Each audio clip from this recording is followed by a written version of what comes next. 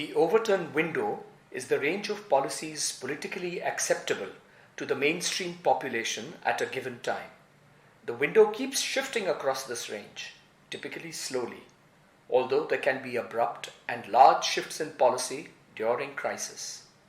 In the prevailing scenario, this window has shifted dramatically, and what had been unthinkable not too long ago has now become acceptable.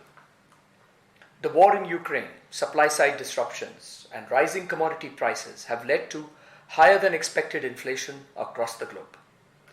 From a previously envisaged measured approach, global central banks have to now delicately balance between hiking interest rates aggressively and supporting economic growth.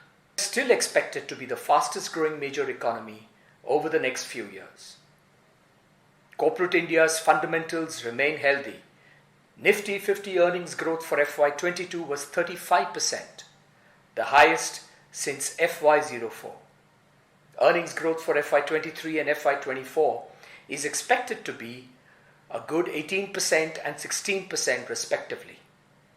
BFSI, oil and gas, IT, and auto are expected to contribute approximately 100% of earnings growth in FY23.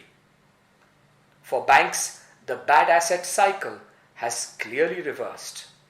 Since corporate India has significantly deleveraged over the last few years, credit growth should also witness healthy traction going forward. Temperature gauge index valuations are in fair value zone and closer to the cheap valuation zone. For incremental investments, we continue to suggest 50% deployment immediately and 50% to be staggered over 3 to 6 months, while being able to accelerate deployment during sharp corrections. We continue to maintain a bias towards multi-cap and select mid and small cap strategies across MF, PMS, AIF platforms. RBI's policy action in June was already factored in. The market expects another 100 basis point hike in repo rate over the course of this fiscal. The curve remains steep, and supply pressure on account of government borrowings is likely to keep the 10-year yield elevated. The prevailing term spread between the 10-year and the 5-year is not attractive relative to the historical spread.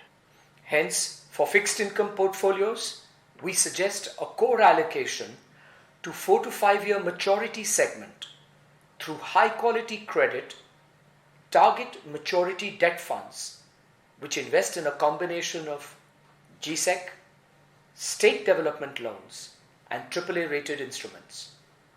Tactical allocation to select high yield strategies, MLDs, REITs, InvITs can help enhance the yield on fixed income portfolios. Different asset classes exhibit low correlation to each other in the long term.